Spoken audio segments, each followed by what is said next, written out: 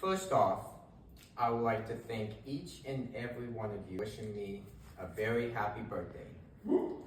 Words cannot emphasize how grateful I am for all the gifts and support given. Man, 25, the only number funnier than 24.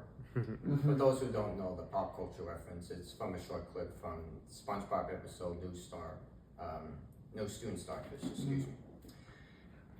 Anyways, for this speech, I will be sharing why the theme for my 25th birthday is titled Full Circle, and how my wide range of diverse experiences shaped me into the person I am today, at this very moment, right here, right now, and how those experiences triggered an identity crisis, which prompted me to construct multiple characters with their own distinct personalities that embody deep, embedded core values, respectively, in order to promote coexistence and harmony.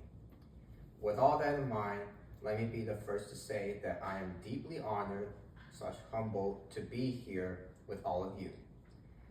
Let me know that I am not alone, even though hard times or difficult circumstances may scream otherwise. And feel free to close your eyes. This is not good, but feel free to close your eyes just so that you can let the word soak. On the same token, actions speak louder than words. So again, I'm very grateful for everyone who has been walking this long journey with me. The most precious gifts I cherish the most are attention, energy, your time, willingness to listen, and grace, which I believe all human beings yearn for. Getting back to the topic at hand, I want to share a brief story that will serve as a transition for integrating all of my passions and our interests. It all started when I was in 3rd grade in St. Timothy School, where I came up with the nickname Joycey, who would be my alter ego manifested as an action-oriented person with a heart of gold, mistreated, mislabeled, misjudged, and or misunderstood, and yet rise on the occasion every time. This is after the debate that took place before I was born of whether to call me Drew, as part of my training my dad at Charles R. Drew University, or Darius, which he figured he would name me something different from the norm, since he was really into studying the Persian kings in the Bible, and that Darius was not a common name to be called. This was also the time where the colorful ninja came into play, no pun intended, who was my first hand-drawn character presented to the class from a story about friendship and self-discipline to a fully fledged character who was later named Daisuke, which in Japanese is Japanese for the Great Helper. In the midst of navigating my identity crisis, Thornton, my invisible friend, as in Thornton here, who originated from an outlet to express my reactions,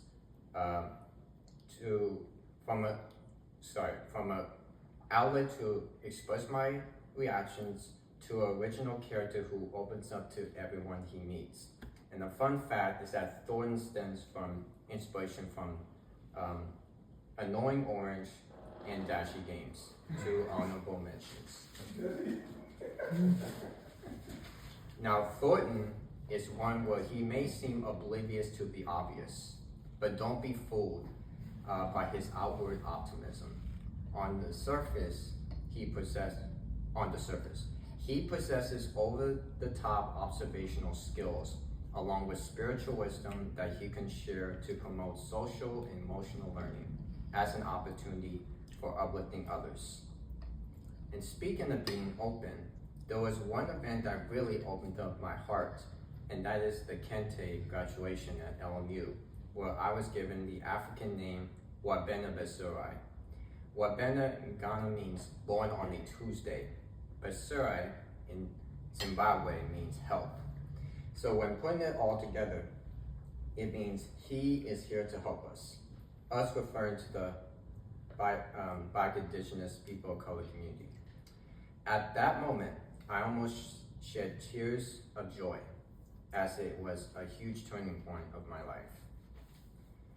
And last, but most certainly not least, as I gradually learned to keep a level head, even in the most awkward situations, especially when I'm at work, when I have to stay locked in without being mentally and or emotionally overstimulated, new ideas begin to generate.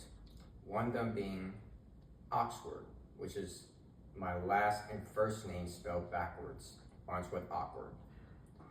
A character name that I got from my innate tendency to take everything being said to me literally, and or a quirk I ingrained, which is wearing my shirt backwards. He is a character who listens more than he talks, very reserved personality, but will warm up once you really get to know him. All of these characters I just listed not only represent different stages of my life, but respectively, but also serve to embody core values along with deep spiritual, mental, emotional, physical practices that will help promote equitable health and wellness for everyone, especially for future generations. And these characters will eventually learn to coexist and work in harmony with one another. With all that being said, I would like to share with you all why the theme is called Full Circle in the first place. The answer is simple. It speaks to my desire to integrate all my passions and interests, which are the following: stop motion animation, intercultural or multicultural communication, 8-bit retro style software for digital game storytelling and my skills, spiritual, mental health and wellness, along with practices, and multimedia design and DEI initiatives in movies and television.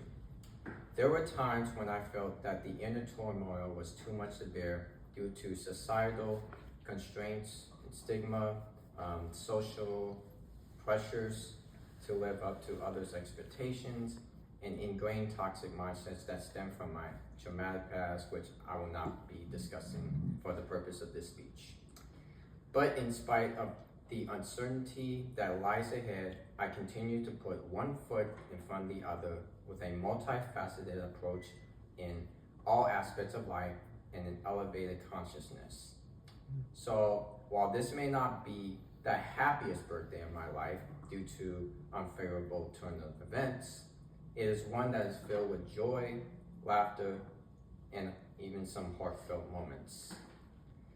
There's often a tendency to think in absolutes.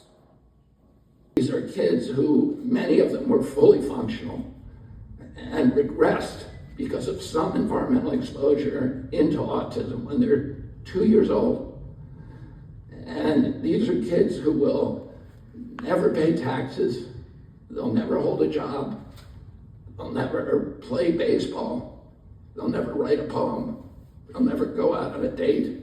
Many of them will never use a toilet unassisted.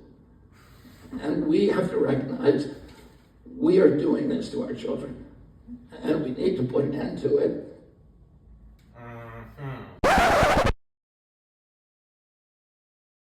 Just thought I'd share my words of inspiration as a gift for all of you to carry and as part of my birthday speech. We all want to be the best at everything. We all have standards of ourselves and what we want others to be, and vice versa. But what if I told you that there can be a different standard to consider, one with a change of mindset and attitude? For me, I don't measure progress based solely on one's own achievement nor performance. Rather, I measure progress by the development of one's own character and how many lives are impacted with hearts and souls touched in the process.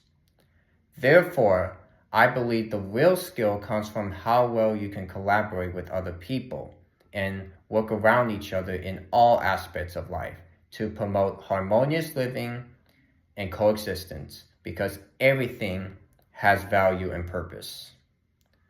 We don't say how grateful we are for each other enough, since I can only speak for myself. I believe that I don't say how grateful I am to all of you watching this video as much as I should.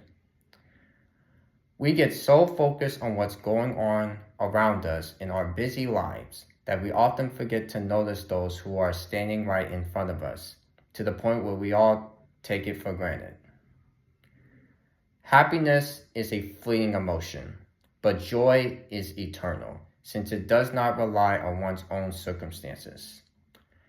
We often let our circumstances shape the way we perceive the world and distract us from what's really important. But I believe that true inner strength comes from moving forward despite our given circumstances. Depending on the context of the situation, we often stigmatize certain emotions while selectively approving other emotions, especially when you're in a relationship with someone. But that should not be the way in which we operate. What I suggest is social emotional learning, which can build emotional intelligence so that all emotions can and should be validated in any relationship, no matter what. As a great friend once told me, life is not a sprint, it's a marathon. Anyways, there's often, as I was saying before, there's often a tendency to think, live in absolutes when faced with undesirable circumstances. But I come to realize slowly but surely that life is filled with nuances and gray areas. So even when things don't go my way, I still live in truth and continue to be my unapologetic full self, and I encourage you all to do the same. Thank you.